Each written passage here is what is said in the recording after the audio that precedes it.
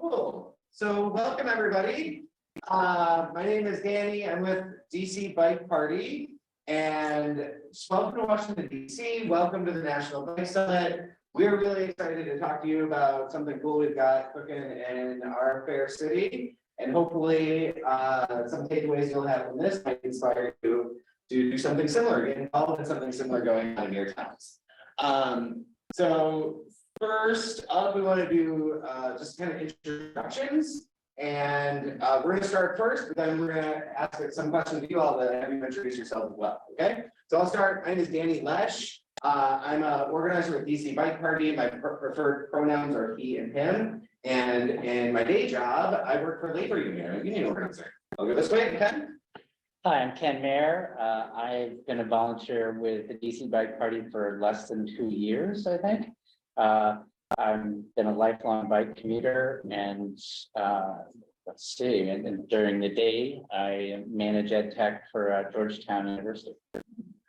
My name is Tim Campbell. I have been volunteering with DC Bike Party, similar to Ken, for under 2 years. In my real life, I am an IT project manager. My preferred pronouns are he, him, and I enjoy bike parties. Hello, my name is Tsai. I have been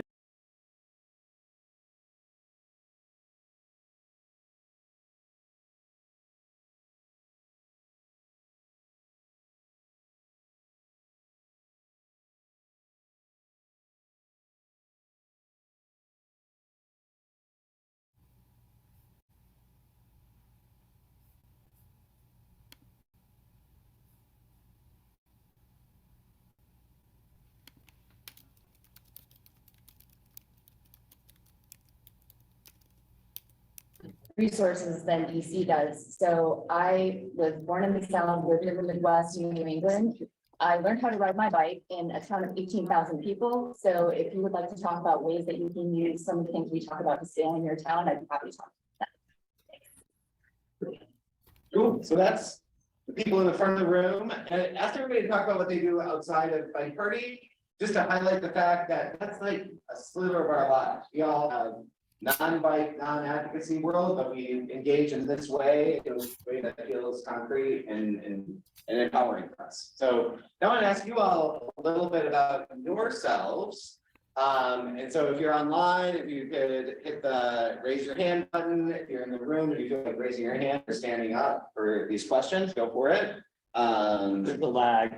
There's a lag. Okay. So yeah, I got my questions here. I can just hit the button. Okay. So if you are, Oh, here we go. hitting next does not do it. Yeah, there it goes. Oh, it is. Oh, it's on the side. All right. If you're a daily commuter on your bike, raise your hand. Excellent. If you're a mountain biker, all right, you got some mountain biker folks in here. How if you're a roadie? A massive spandex collection. You're a good weather cyclist. You're like if the sun is shining, get a little bit of okay. If you're a good weather cyclist, all right. How about all weather cyclist, winter cyclist, all right. I got there used to be a website, ChicagoBikeWinter.org. That was my jam back in the day. It's a Venn diagram. And how did you work in the bike industry? Okay. Yeah, some industry people, all right. Sure. The next bullet speaks. Yeah, next bullet. Okay, but you're part of an organization that is influencing government. Okay, you're a sports cyclist, right? All right, so how about some other questions, more like the topical stuff that we're going to talk about today. If you have a bike party in your city that you know of, a couple people, 3 people, all right? You got Fuzzy. got them local-ish, okay, something adjacent. How about a critical mass? Got critical masses in your city? That's right. I'm originally from Chicago. That's what they told me this was allowed, sort of. Well, this is going slow. All right, or other party pace, non-competitive community ride, sponsored by Bike Shop. For advocacy organizations, much more people. All right, so folks have heard of these in your towns. Rides, okay? Help organize one of those rides. Cool. Okay, we're talking about those friends here. All right, so now we want to go to this next slide. Oh, hold up here. What is DC Bike Party? And we could not have prepared a better presentation than about 5.5 minutes of press that we got this time last year. So we're going to show you this video and then talk a little bit about what you guys see when we show it. So yeah, if you have that queued up. Actually, Ken has it. That's a queued up. Okay. Let me just share your screen now, the virtual, to see it. Sorry. Yeah. While you're doing that, can I introduce myself really quickly? We just arrived. I'm Kai Plasta, the Coconuts Bike Clients, from Reno, Nevada. We crossed the entire country to come here. Cool. And I brought my daughters, Alara, who's 16, and Ava, who is 11. And so, yeah, thank you for having us here.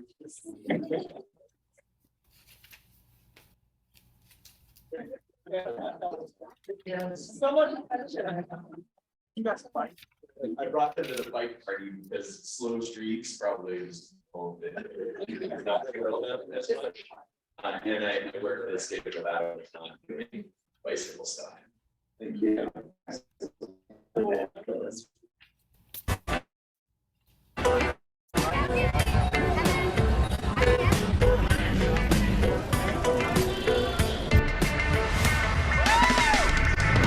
We're in DuPont Circle tonight. It's about 7:30. Rain has let up. It's kind of chilly. And we're here for the DC Bike Party. We're going to take over the streets and ride around the city. Sage and Nadia are here with me. What is DC Bike Party all about? DC Bike Party is all about just gathering together a group of random cyclists coming together all around from DC, Maryland, and Virginia. Let's take over the DC streets. Just take over the road, yeah. It's nice, man. It's DC. You never get to do this, you know, on the daytime. So this is your first time doing this? This is my first time doing it. And you're going all in on the 90s gear? I feel like it's the only way to do it. Are those speakers or cannons? That's a great question. They're definitely the fuel for the ride. So it's just fun to be a kind of part of something with a lot of other people who are into the same stuff as you are.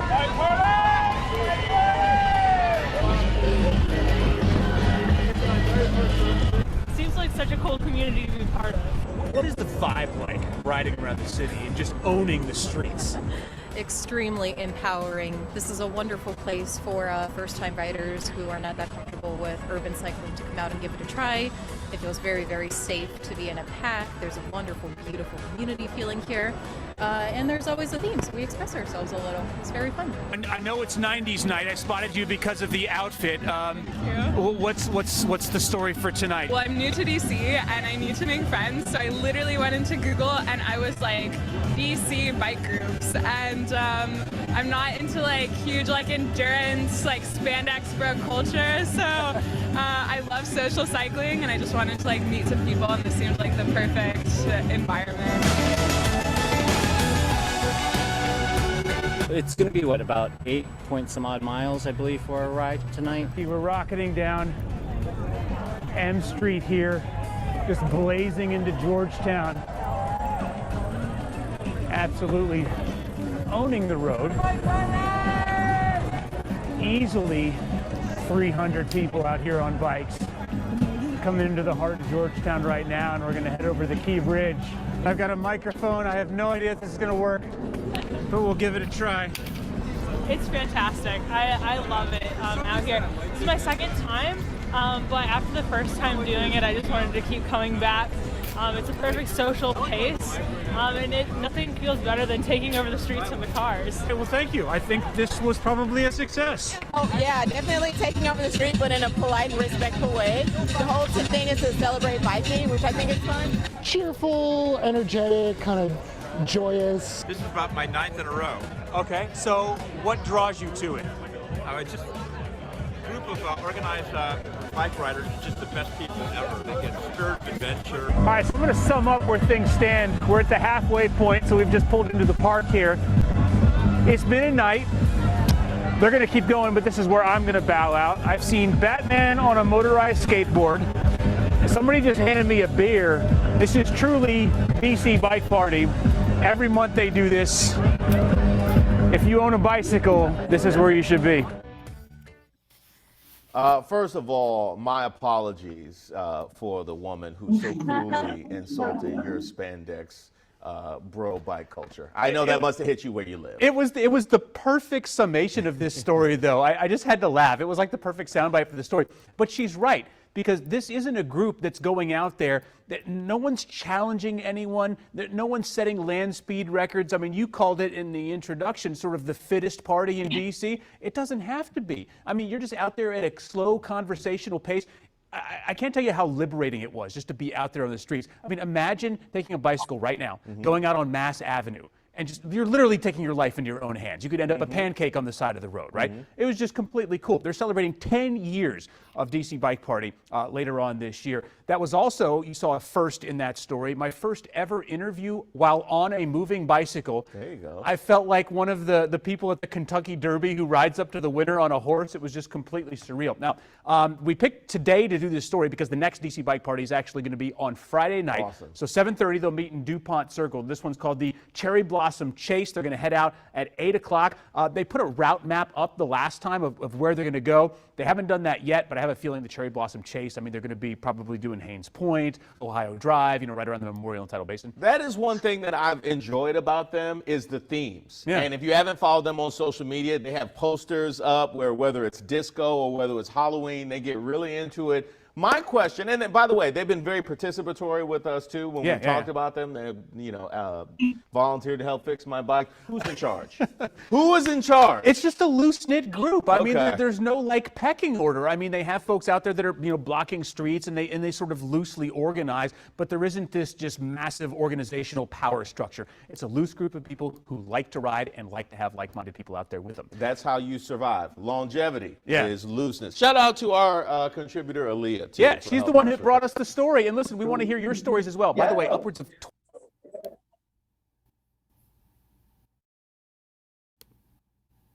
After work and like can't even think of that shit. So real quick before we continue on, I remember I wanted to say earlier, we are having a bike party at 7 p.m. Lower Senate Park on Tuesday after the closing reception. It's not an official event, but if you have a bicycle or if you can get a bike or something like that, we invite you to join us, get a little bit of an experience of that. Now I'm going to ask you some questions about the bike party that I'm curious because are related. Why do people go on bike parties?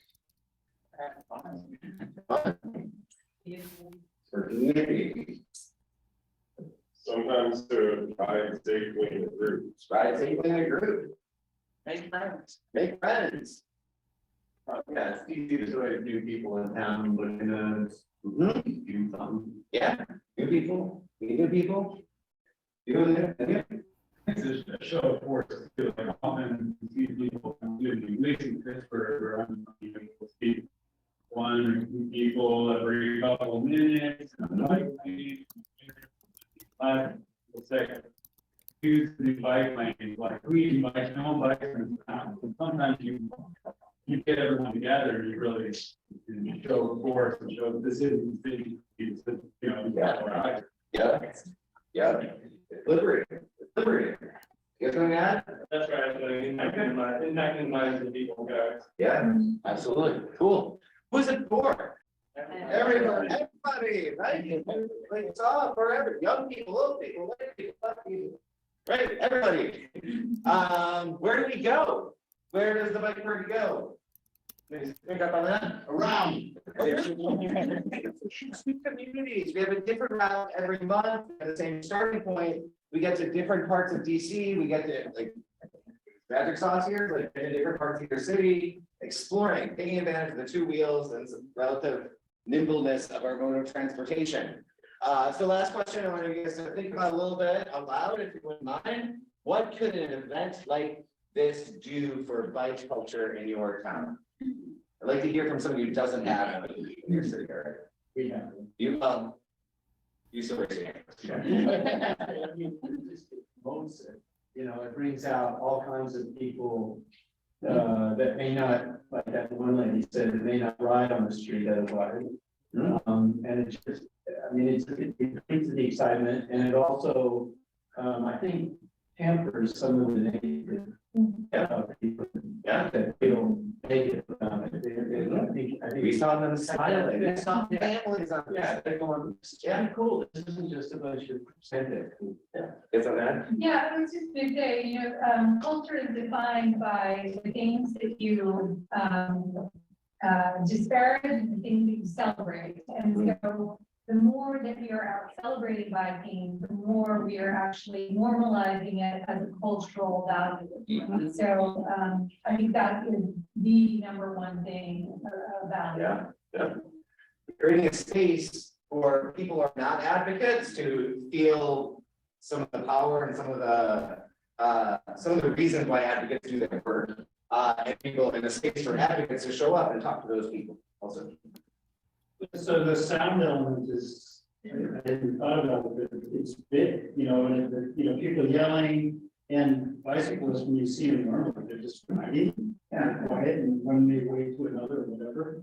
But here they're out making noise and taking over the town as opposed to the car. We're not trying to get it all the way. Yeah, we're not licensing, but we are taking up space. We're supposed to be here. Unifying people. Cool. So we've got an awesome presentation. We're gonna zoom in, we're gonna zoom out, we're gonna kind of take you a little bit through we just did what is, we're gonna do a little bit why and the how. And if we have any further questions at the end, we'll go into that. So I'm gonna hand it over to Ken for the next steps. Okay. James. Okay. Yes, I'm advancing. Okay. Okay. Is this gonna, yeah, update. Gotta turn this slide a minute before we need it. So how can a party make biking in the city better, right? That's the title of this session. And we saw a lot of good things from that video. We could not have had a better introduction, as Danny said. We're going to talk about a couple things, not just kind of the overview. Why bikers reform is self-advocacy, the diversity, equity, and inclusion principles that kind of go along with that, sort of design and how it is a legit party bringing people together, and sort of the economic engine that it brings to the city. And these are this is from our experience, of course. So I got the first part, the self-advocacy kind of stuff, right? Just admit these people who are moving in the waiting room. Okay, thank you. So I'm going to breeze through these because we've touched on a couple of them already, right? So as a lot of you have said, you saw a lot of people out there, right? And some of you mentioned just the buzz that kind of creates, right? So advocacy requires eyeballs, right? Participants, activists, a lot of this activism in the room earlier in the survey. And there's really easy publicity when you see hundreds of bikes that go by you on streets that normally are filled with cars, right? So that's just free press right there, and that creates a lot of social media buzz. You heard in the video, some of the folks talk about cool social media buzz that kind of comes around with it, with the posters that we post in advance.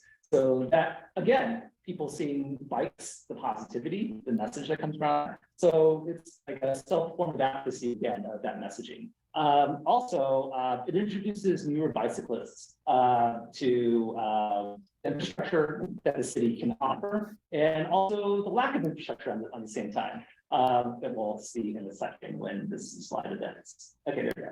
All right. Okay. All right. So I kind of just said all that on the slide if you can't see, but everyone, by the way, we are going to distribute these slides in PDF format afterwards. So you can see that and get questions afterwards as well. The other point that I wanted to make is, I'm like looking back here to make sure we're looking at, is the sense of community that this introduces, right?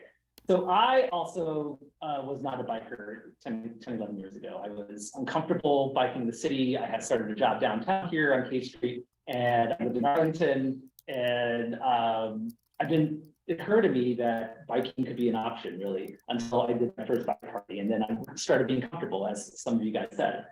So that allowed me to go from being a newbie biker to having a great time And then I started to use my bike a lot more. And then I was exploring the city. I was understanding my rights as a bicyclist.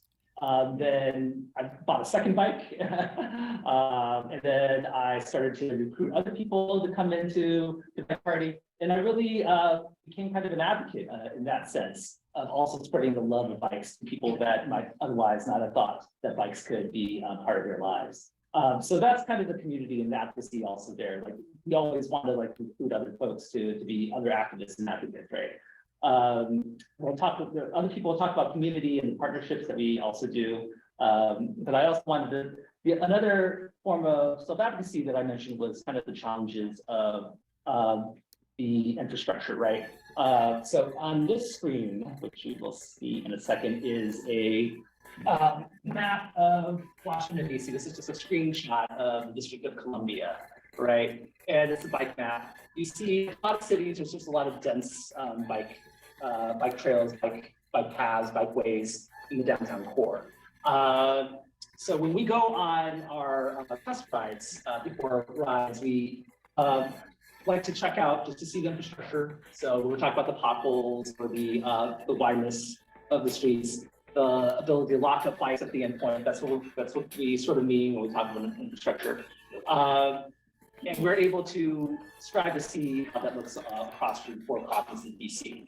DC is divided into 4 quadrants if you're new to the city. There's a northwest, northeast, southeast, southwest. The Anacostia River kind of divides. Is a social economic barrier in some ways, has been historically. More development east of the river, there's a lack thereof, and that includes infrastructure. So one of our ethoses, is to explore the city, and we try to plan at least one ride in each quadrant. But one of the difficulties of that has been historically has been when looking towards, something's going on, right? Okay, when we try to go east of the river, there's been just a lack of infrastructure, lack of food establishments, lack of restaurants to have endpoints. And that's also been a form of advocacy and sort of highlighting that for people, again, who haven't been able to go on those rides, see that part of DC. So, yeah. Yeah. Okay. Yeah. So, so we just wanted to mention that, and also we've also coordinated with DDOT on some things on noting some of these potholes, and also working with our wonderful DDOT partners. Last point I think that I want to make really quick. Let's see. And sorry, are you controlling now, Ken, or not? You are. Okay. Yes. All right. Are you sure? You're controlling the slides. Okay. All right, one sec, I'm sorry. All right. So DC is a multi-jurisdictional in nature. We just wanted to mention that. So there are some challenges that come with self-advocacy, right? DC, we're hopefully going to be the 51st state. But we're not yet. So we have DC land and we have federal land. Right? So planning a bike party, and this is all, I should have prefaced this by saying that these are just my opinions, right? And we have actually had many discussions with people on this panel actually about how this works, right? So, but we believe that, I believe that DCBP is a first movement ride, right? So we are able to this is just a comparison of the codes, right? So we have DC code on the left of the screen, and then federal law on the right for what demonstrations are, or like sort of party, what we call parades or such. So there are some reasons that we can go into later, but basically maybe ask me in the question and answer period if you have more questions. Basically, the majority of our rides, we are First Amendment assembly rides. And we kind of, I believe that because we fall under immediate and spontaneous expression of views, we're able to do what we do, right? Have a couple hundred people go through without permits. Now, the caveat and thing, if you are thinking of starting a bike party in your town, is to think about like, well, what laws are different jurisdiction, and what is your comfort level being an activist, right? A lot of us are activists right in this room, I know, and sometimes pushing up against some of those things and and understanding the laws and policy that are special to our particular situation and context. So I'm going to stop there, but I just wanted to just kind of give a prelude to that before I turn it over to Candace. Yes. I like the idea of standing. I think it helps give sense. So I can get the next slide. Yes. So I'll be talking about diversity, equity, and inclusion. So one of the things that we have said at DC Bike Party is that DC Bike Party rides with purpose. So I'd like for us all to think about how you could use Bike Party as an advocacy tool to bring more diversity, equity, and inclusion into your communities. Next slide. Raise your hand if you agree with this statement. My bike community is not representative of my greater community. Maybe share some of the same things, the challenges that we saw earlier during James' part of the presentation. What kind of barriers do you guys see? You can just shout it out. There's one general, and the more I do it, the more I see it. And I'm not gonna go with the classic ones like race and gender. They talk about them. I mean, we talk about them enough. For me, one that is huge, and I see it here all the time, is class. So for class. Yeah. And even within people from the same race. Oh, yeah. Like, you know, and I'm not, and I mean, I guess, yeah. Because I'm gonna cut it. Yeah, and I think that's something that we see too. I know one ride that used to take place in DC, Slow Roll. This goes to the socioeconomic class. It was held on Monday night because many of the people who attended work in the hospitality industry, and Monday night is a night that some restaurants and bars are closed. So to accommodate, the fact that they can't go on critical mass on Friday night ride. That's part of the reason why 2/3, 3/4 of our rides are on Wednesday night, because we want people to have a little more flexibility in terms of whether or not they can attend. Please raise your hand if you agree with this statement. I want to use Bike Party as an advocacy tool for increasing diversity, equity, and inclusion in my community. Yay. You guys are new to the audience. So at DC Bike Party, we would love to see everyone in the world on a bike. That's a very legit long-term goal. It's a long ways away. So our immediate goal is to try to do some things on a smaller scale to help close the equity gap. One thing we do is for each monthly ride, we feature a local charitable organization. And we ask the endpoint to donate 10% of food or drink purchase during our after party directly to a charitable organization of our choice. Sometimes we do benefit mutual aid organizations because we don't want the fact that they're not in a position, or maybe they choose not to become an incorporated entity, that they can still get help. So we encourage our attendees and social media followers to join us in contributing to the organization. And we also tell them, look, if you're not somebody who traditionally gives, if you were already going to come join us and grab a beer, you're still helping. Because we believe that people should not be barred by economic circumstance in joining us at our party. We remind them that you can always donate your time to the organization, or if you simply just tell someone else about the organization or share the social media post, you are still helping us reach our goals. On the next slide, I just wanted to note some of the things that we've found led to success for us when we engage our followers. We seem to have the best luck when it is a 501c3 organization that we are featuring, rather than a lobbying, an entity that primarily engages in lobbying. If the organization is locally based, and if they provide direct services within the local community, particularly those direct services, we try to work only with organizations that provide direct services for fundamental needs. We consider those to be food, shelter, freedom of choice of work, access to health care, particularly reproductive health, and mental counseling. And also, we do work with some organizations that assist immigrants with a lot of their basic needs, particularly refugees. There's a great need, as I'm sure you've seen in the media, of busing of people to DC. We also find that it's helpful to illustrate how donations in smaller amounts can translate directly to tangible outcomes that our audience can easily envision. I'm going to give an example very personally. I already donated to a great organization in town that you may have heard about in the days that you've been here in DC, Gearing Up Bicycles. They're a nonprofit bike shop that receives donations of used bikes from people like you and me. anything down to even like a bolt. They will literally take a washer if you have it. So they take all these things and they fix up these bikes and then sell them during like quarterly bike sales.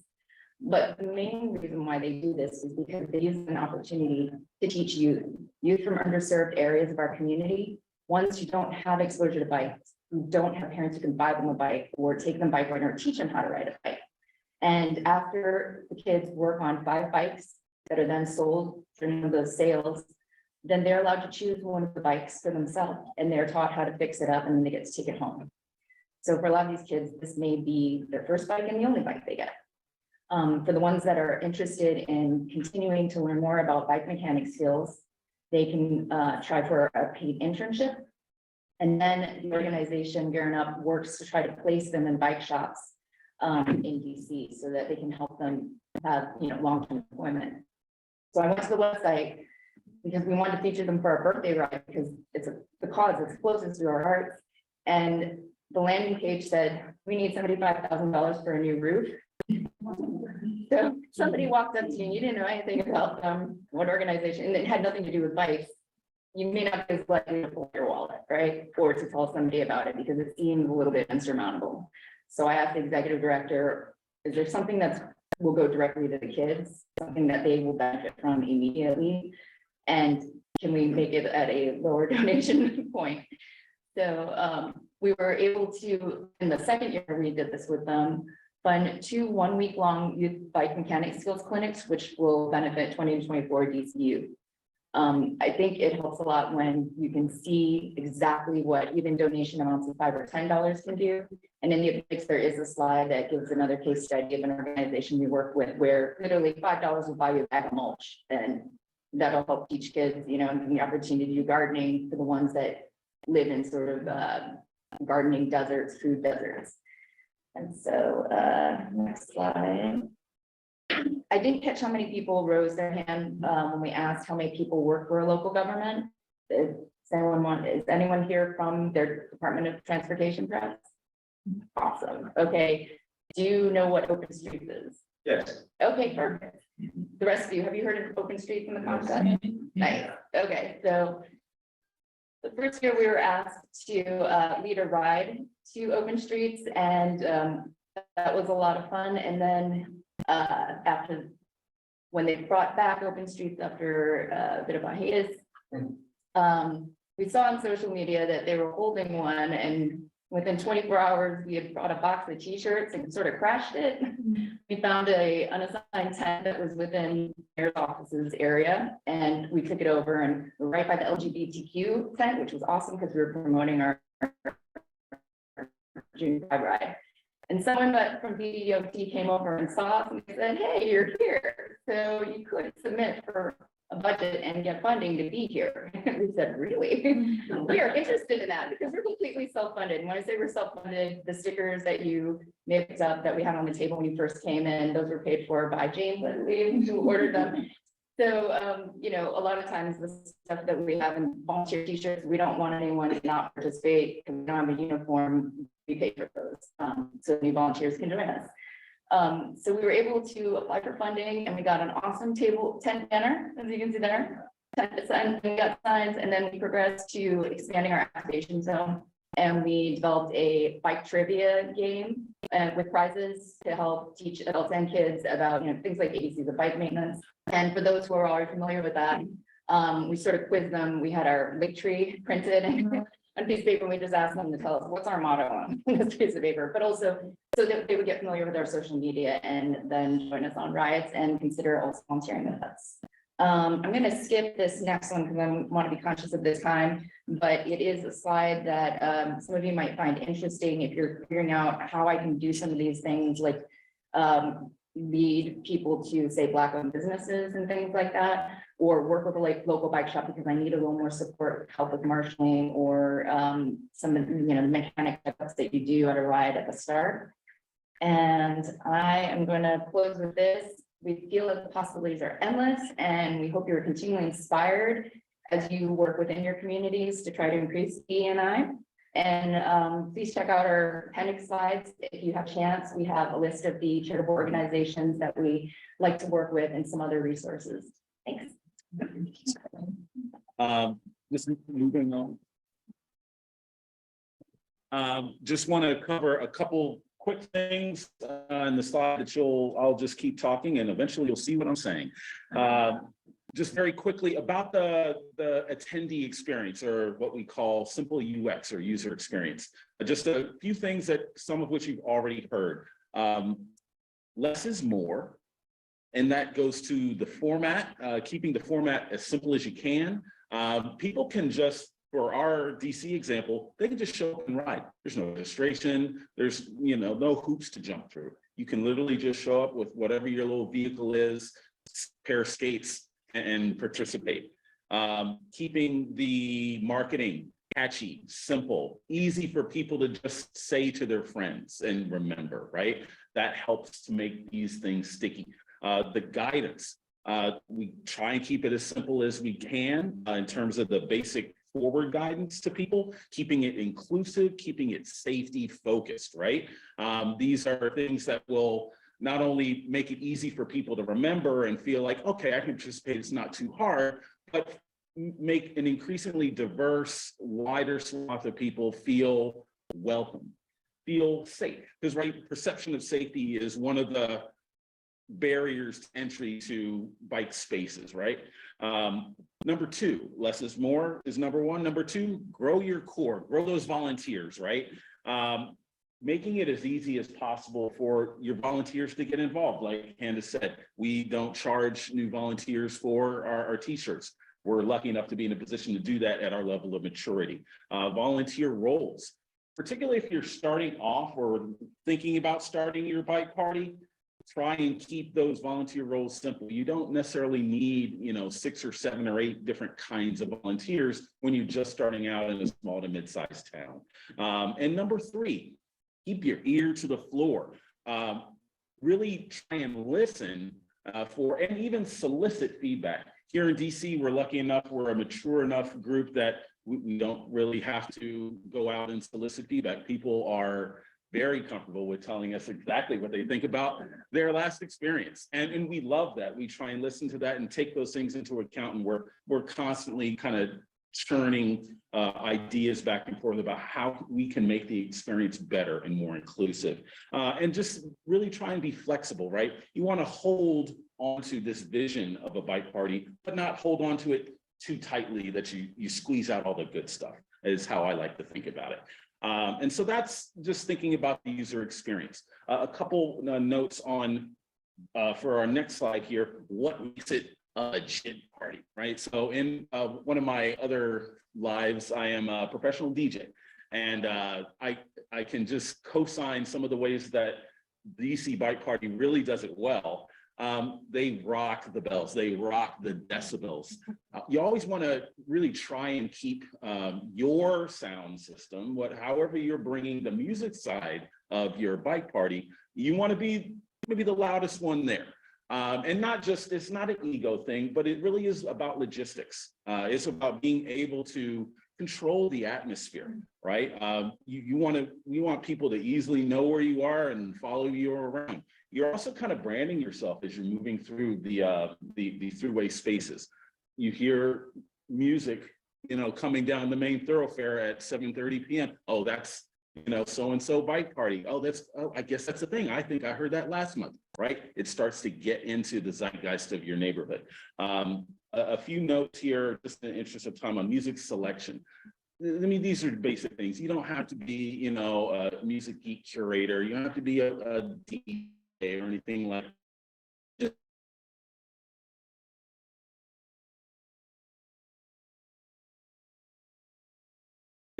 Music genres that are too kind of niche, a simple dance top 40, just if you're just, how do I start? I don't know too much about music. What's cool?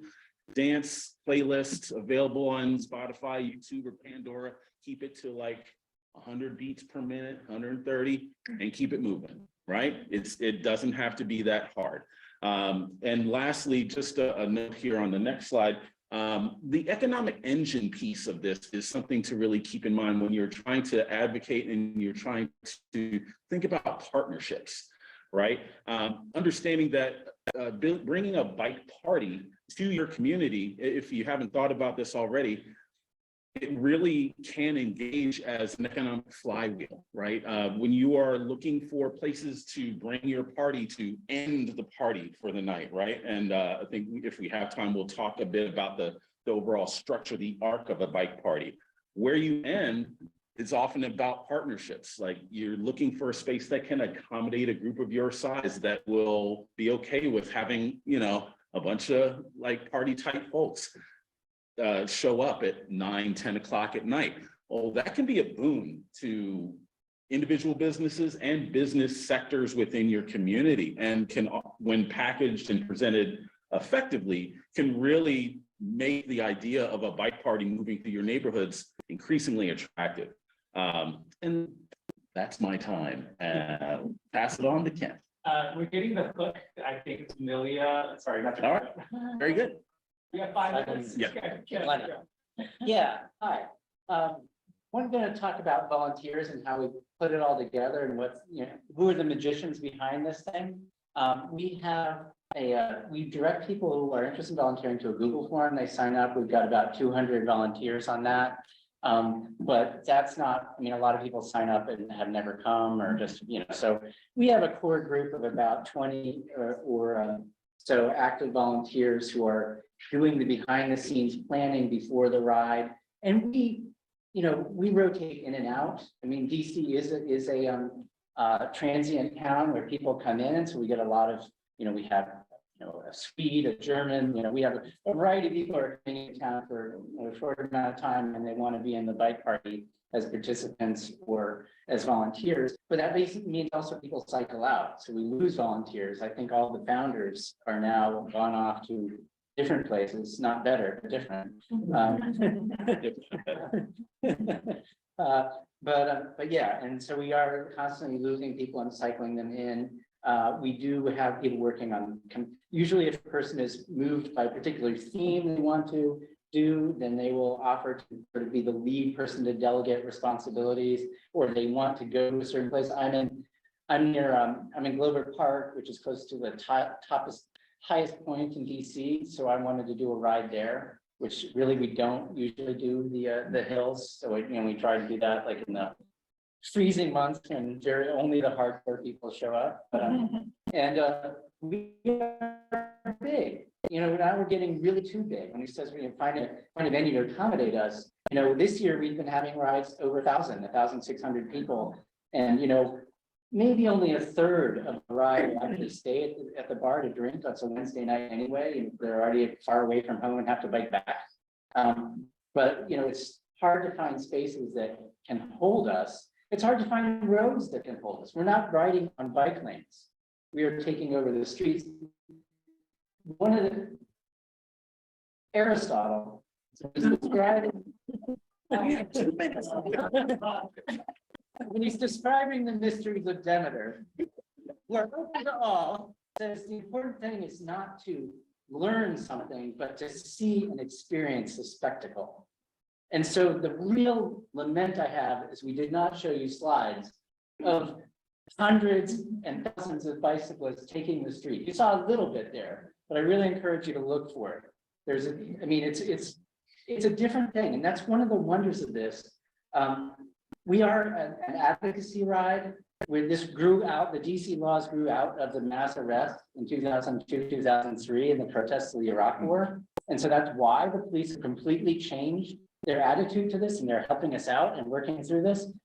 And I think the stealth advocacy is, when you're an advocate for bikes, you're talking to your friends, your spouse, your partners, your family, on and on about how great bikes are for society and the individual. And God, you just want to shut up sometimes. And just the bike party is a stealth advocacy in which we don't talk, we don't preach to people. It's silent. It just behold the spectacle, you know, and it's not just empowering for the volunteers and the participants, but the spectators. People just pull out their cell phones and you know, it takes us about 15 minutes to go past people, and they just keep going like, what is this? What is this? What is this? You know, it really is worth seeing to believe it and experience.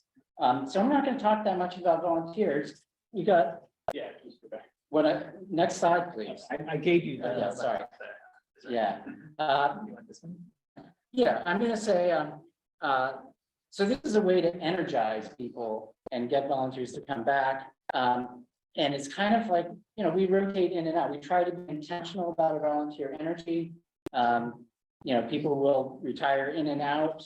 People say, I'm just gonna ride as a participant. I'm not gonna get stuck in your games of blocking traffic and helping people out. I'm just gonna be a rider. But we anticipate people end up. So we're part of the First Amendment business is we are not incorporated. We don't have a legal entity.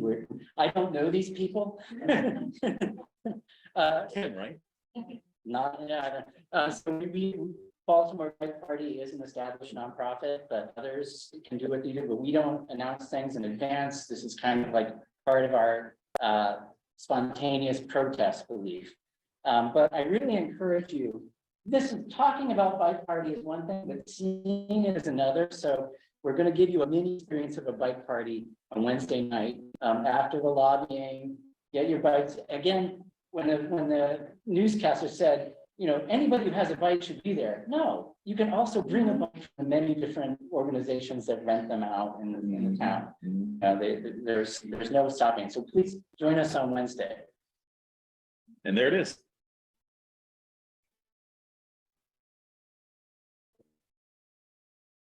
I know we're over time and there were some questions in the chat, but I think we will just have to take them. Yeah, I think this question was about liability, so I think I just covered it, but if you want to engage more in the chat afterwards, I'd encourage the speakers to, and if any